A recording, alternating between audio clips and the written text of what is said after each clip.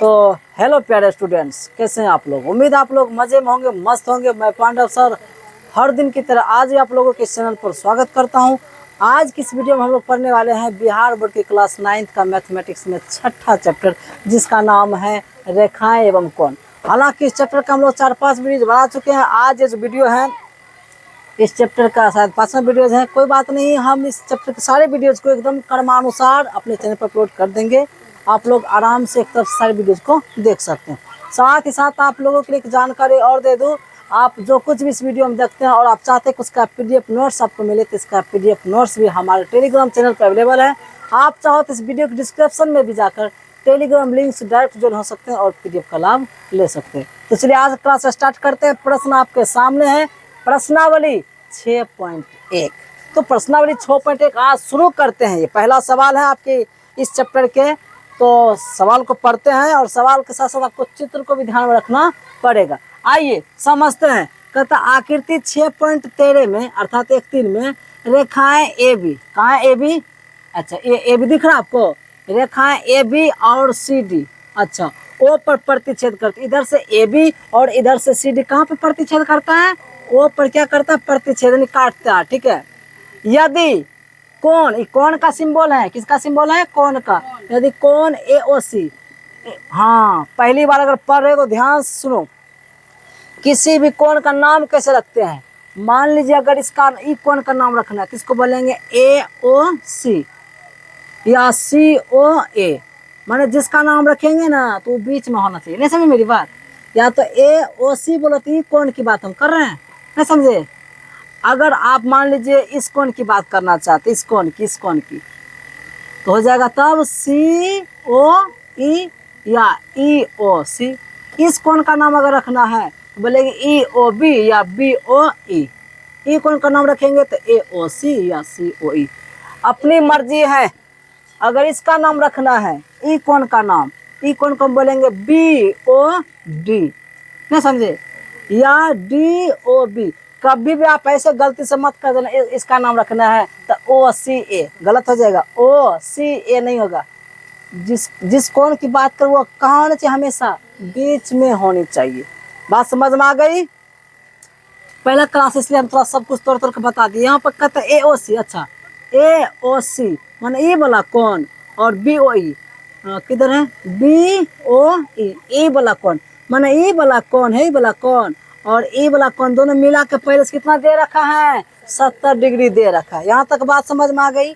फिर कहता है और BOD, किधर है BOD? BOD ये कोण कितना दिया है? 40 डिग्री। कितना दिया है? ये 40 डिग्री है, लेकिन ये दोनों मिला करके दिया है 70 डिग्री, इसलिए वहाँ पर भी नहीं लिखे हैं। अच्छा, फिर कहता है तो BOE और प्रतिवर्ती कोण COE ज्ञात कीजिए। अच्छा,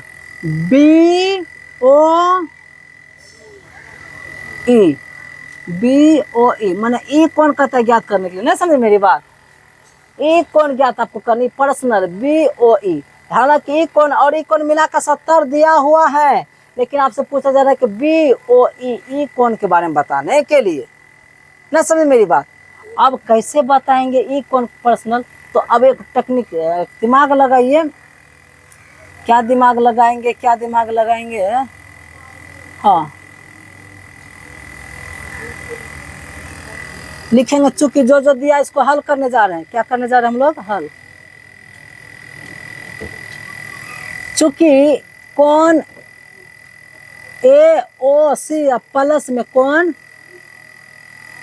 BOE दोनों मिला के कितना दिया है? 70 डिग्री दिया है। तथा एक चीज और दिया है। क्या चीज दिया है? BOD। यहाँ से भी देख सकते हैं BOD। कोण BOD बराबर में कितना दिया है? 40 डिग्री दिया है। तो हमको BE ज्ञात करना, BOE। ये वाला कोण क्या करना है? आपको ज्ञात करना है। अब ये कोण ज्ञात करने के लिए आपको ये भी कोण मालूम होना चाहिए। नहीं आप ये कोण जान रहे हैं, नहीं आप ये कोण जान रहे हैं। अब करे तो करे क्या, लेकिन उसको भी हम बता सकते हैं। देखिए नहीं हम ये कोण जान रहे, नहीं ये कोण जान रहे हैं, लेकिन ये कोण हमको पर्सनल जानना है। यहाँ पर कौन टेक्निक लगाएंगे? अब कंफर्म हो गया। अब देखो, अब यहीं से आप लोगों का दिमाग काम करना शुरू कर देना चाहिए। अगर ये 40 है तो भाई साहब ये भी 40 ही होगा। अब कहोगे सर जी कैसे? अरे अगर ए बी और सी डी दो सरल रेखा दोनों एक दूसरे को प्रतिच्छेद करता है तो ई कोण सम्मुख कोण ना हो गया जी। और सम्मुख कोण हमेशा पढ़ाए थे ना, सम्मुख कोण हमेशा क्या होता है? बराबर। अगर ये 40 है तो क्या होगा? 40। नहीं समझे मेरी बात? यहाँ पे लिखेंगे इसलिए, ये सब चुकी करके लिखना था, चुकी में हमको मालूम था, लिखेंगे इसलिए, ध्यान दीजिएगा, इसलिए कौन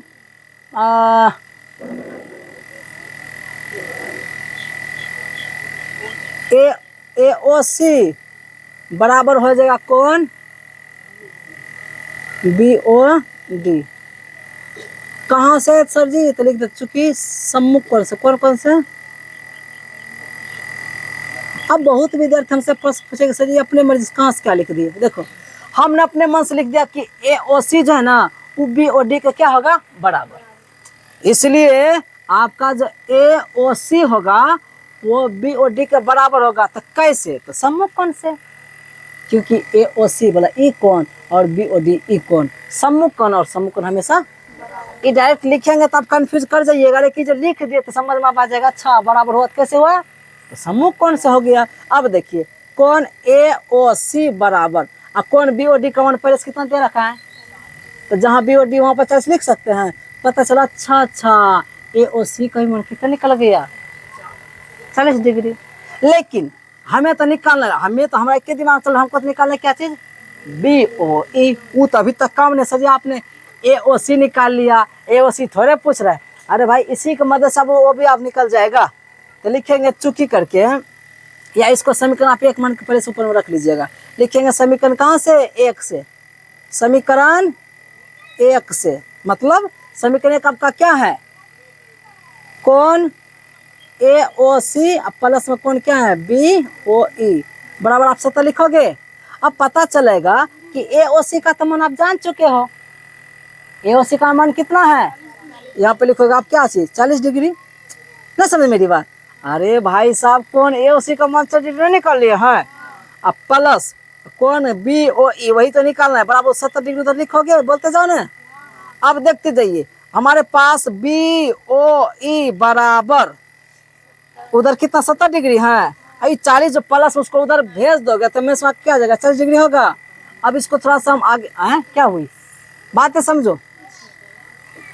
तो अब आगे हम बढ़ाते हैं तो हो जाएगा कौन बी ओ ई, मतलब कौन बी ओ ई बराबर, घटाइए कितना निकल गया जी? 30 डिग्री। ले आपका एक आंसर हो गया। इसको कहते हैं दिमाग लगाना। नहीं समझे? दिमाग लगा कर आप आराम से जवाब दे सकते हैं। ठीक है, एक मिनट ठहरिए। एक चीज और बचा, एक कम हो गया आपका। एक बचा क्या चीज? प्रतिवर्ती कोण। लिखेंगे प्रतिवर्ती कोण। कौन है जी? प्रतिवर्ती कोण सी ओ ई, यही ना जी? तो प्रतिवर्ती कोण सी ओ ई ज्ञात करना है तो सी ओ ई कहाँ पर है जी? सी ओ ई कौन ज्ञात करना है, लेकिन नहीं आपको प्रतिवर्ती कोण डायरेक्ट नहीं निकलेगा, पर निकालिएगा सी ओ ई। क्या निकालिएगा? सी ओ ई। अब सी ओ ई ज्ञात करने के लिए हम लोग लिखेंगे चूंकि, क्या लिखेंगे? चूंकि ए बी एक क्या है? सरल रेखा। कौन रेखा है? नहीं समझे सर जी? चूंकि ए बी यहाँ से क्या है? सरल रेखा है। और सर जी इस चीज को पढ़ाए आप लोग, बोले ना हर चीज आप काम आएगा। एक सरल रेखा पर सभी कोणों का योग हमेशा 180 डिग्री का होता है। बताए थे कि नहीं? यहाँ पे लिखेंगे, इसलिए लिखेंगे कौन 40 डिग्री प्लस कौन सी ओ ई प्लस कौन ये। अब 30 डिग्री निकलना गया जी, मालूम था ना, अब निकाल लिए हम लोग। लिखेंगे बी ओ ई। चाहे तो आप यहाँ 40 ना लिख करके आप ये लिख दो कौन ए ओ सी बराबर कितना हो जाएगा? 180 डिग्री। सर जी थोड़ा सा फिर समझा दीजिए, पूछते तो नहीं हो, हम ही बता रहे हैं। देखो चूंकि ए बी एक सरल रेखा है और सरल रेखा पर सभी कोणों का योग हमेशा कितना होता है? 180 डिग्री। तो चूंकि जब यहाँ पर ए बी एक सरल रेखा है तो माना ए ओ सी और इधर से सी ओ ई और इधर से बी ओ ई, तीनों कोण था कि नहीं? इन तीनों कोण को जोड़ेंगे तो कितना होगा? 180 डिग्री हो जाएगा। हमें तो निकालना है सी ओ ई, हमें तो निकालना है सी ओ ई। अब पता चला ए ओ सी, तो हम पहले जानते हैं ए ओ सी का मान कितना है जी? 40 डिग्री प्लस, और सी ओ ई नहीं जानते, वही तो हमें निकालना है। और बी ओ ई का भी मान हम जानते कितना है? 30 डिग्री। बराबर में क्या लिखेंगे? 180 डिग्री। और देखते जाइए 40 और 30 को जोड़ेंगे तो कितना हो जाएगा? 70। अब प्लस हो जाएगा कौन, क्या हो जाएगा? सी ओ ई। और बराबर लिखेगा आप 180 डिग्री। देखते जाइए यहाँ पे लिखेंगे कौन? सी ओ ई बराबर, यहाँ पर हो जाएगा 180 डिग्री। 70 उधर भेजेगा क्या हो जाएगा? माइनस में 70 होगा, घटाइएगा कितना निकल जाएगा? कौन? सी ओ ई बराबर करता है क्या? हाँ नहीं, उसमें आता है तो हो जाएगा, घटा कितना देता है? 110 डिग्री। लेकिन सी ओ ई ज्ञात तो करना था, अभी फाइनली आपका आंसर नहीं हुआ, अभी कुछ बात बाकी है। देखो सी ओ ई ये एकदम सही है, लेकिन यहाँ पे सी ओ ई थोड़ा ज्ञात करना था, प्रतिवर्ती कोण हमको सी ओ ई ज्ञात करना था। अंतिम में एक सेंटेंस और लिख दीजिएगा,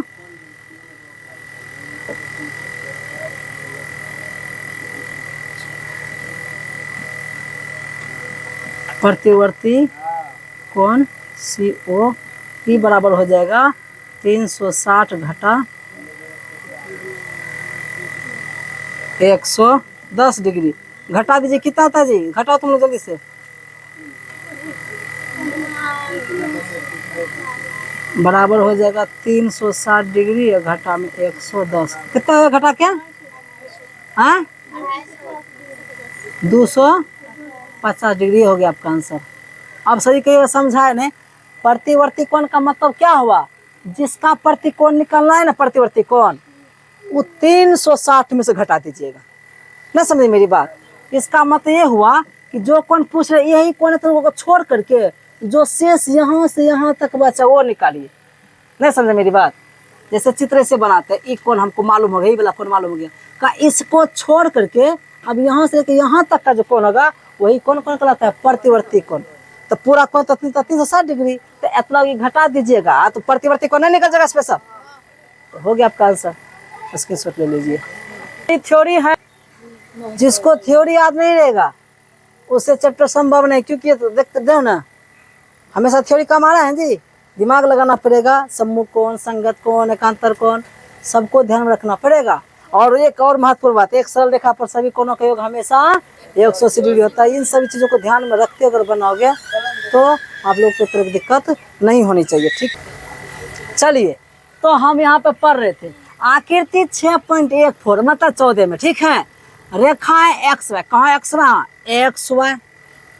और एम एन, किधर M N? M N O पर प्रतिच्छेद कर, सच में इधर से एक्स वाई और इधर से एम एन कहाँ पर प्रतिच्छेद किया? ओ पर प्रतिच्छेद किया। फिर बाद में कहता है यदि कोण P O Y, P O Y, P O Y कितना दिया है? 90 डिग्री। अब बोले थे ये सिंबल किसका होता है? 90 डिग्री का। तो कोण पी ओ वाई बराबर कितना दिया है? 90 डिग्री। और ए अनुपात बी, ए अनुपात बी कहाँ है? ए अनुपात बी बराबर कितना दिया है? 2:3। तो सी ज्ञात कीजिए, यानी हमको सी ज्ञात करना। अब एक चीज दिमाग में चल रहा है हमारा, हर हालत में क्या ज्ञात करना है? सी ज्ञात करना है, यानी ए बी आपको पहले निकालना पड़ेगा। और जैसे ही आप लोग ए बी निकाल लोगे तो सी भी बड़े आसानी से निकाल लीजिएगा, ठीक है। अब रही बात ए और बी निकालने की, तो कैसे निकालेंगे? ये ना आपका प्रश्न है जी। आइए सब कुछ को अब तोड़ के एकदम समझाएंगे। चलो इसको हम हल करना प्रारंभ करते हैं, ध्यान देते रहिएगा और समझिए। यहाँ पर कहता है इसमें कि सबसे पहले कोण पी ओ वाई बराबर दिया, कितना दिया है? 90 डिग्री दिया। कितना दिया है? 90 डिग्री दिया हुआ।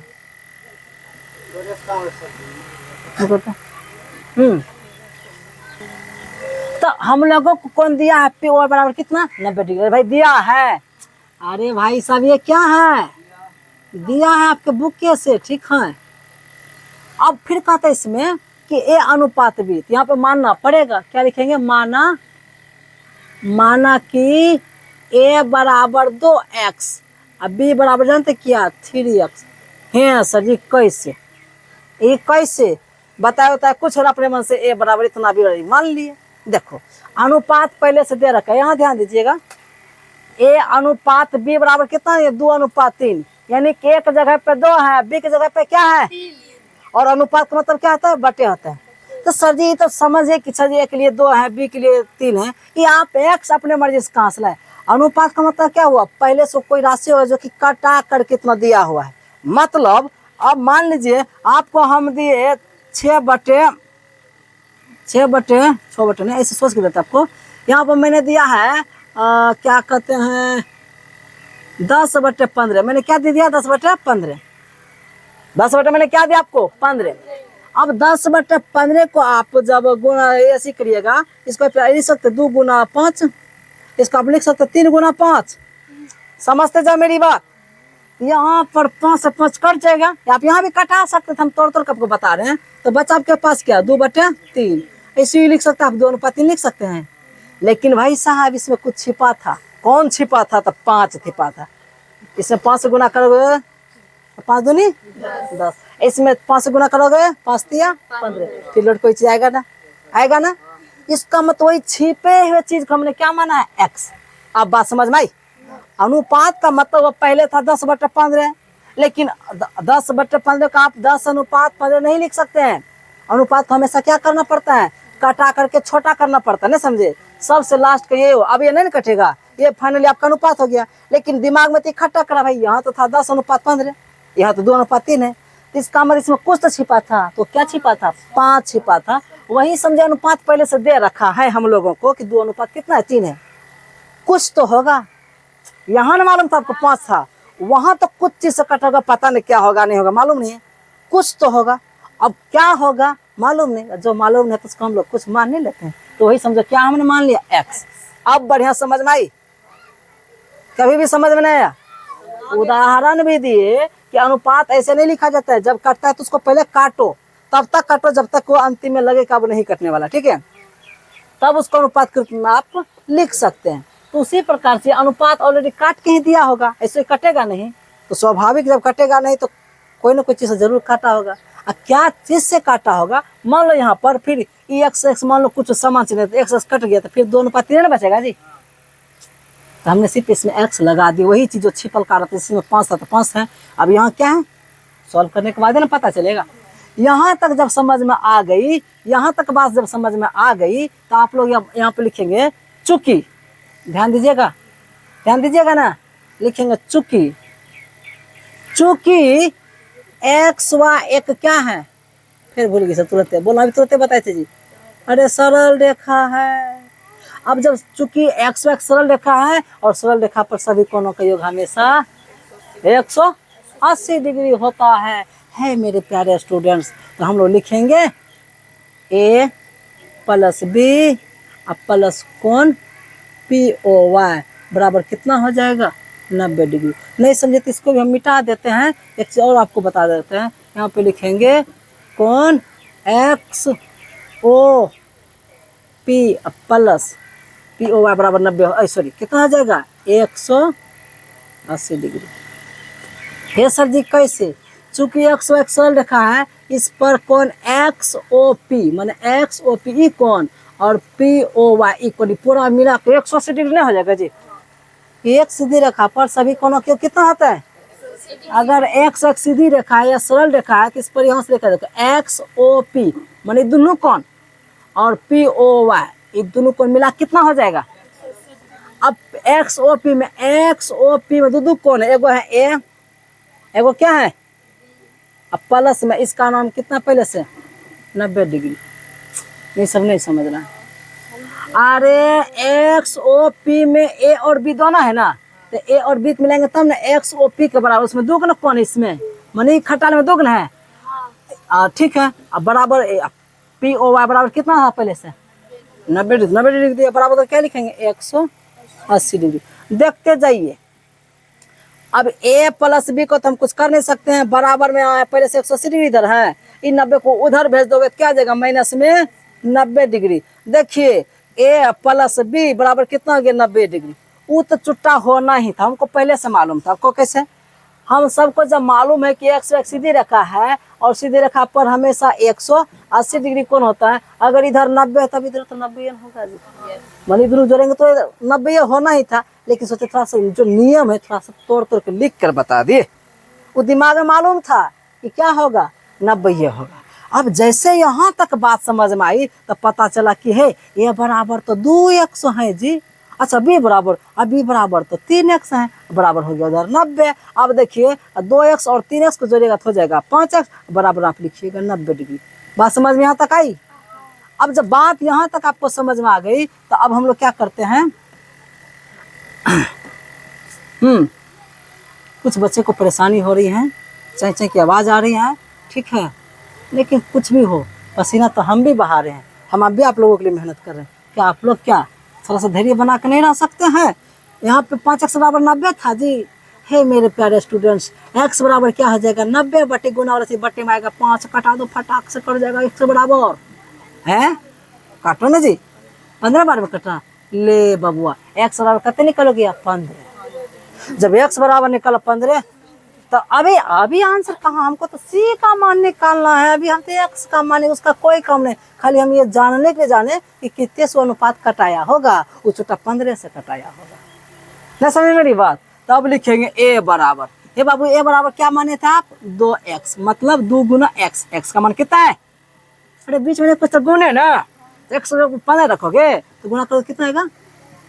30 डिग्री। ए का मान कितना निकल गया? 30 डिग्री। बी बराबर क्या माने थे? 3x और 3 गुना x है। कौन चीज यहाँ पर? ले बकलोर बांध चुट्टा के हम लोग गड़बड़ाया। 18 बार में कटा था तो यहाँ जगह 18 होगा ना, 18 दूनी 36 डिग्री। यहाँ पर यहाँ भी 18 तो क्या हो जाएगा? 18 तिया 54, ऐसे 54 और 36 को जोड़ो 90 हो जाएगा। ऐसे ए और बी को 90 हुआ था कहीं पे जी? तो 90 वो घुमा फिरा कर तुझको वहीं जाना, जो सच्चाई है तो उससे आप बाहर नहीं जा सकते हैं। तो चलिए आपने ए का मान जान लिया, आपने बी का मान जान लिया, सिर्फ बेकार के, क्योंकि अभी तक हमारा काम नहीं, हमको तो निकालना सी का मान। लेकिन कहते हैं ना किसी चीज को प्राप्त करने के लिए आपको कितनों को दाब के जाना पड़ता है, ठीक है।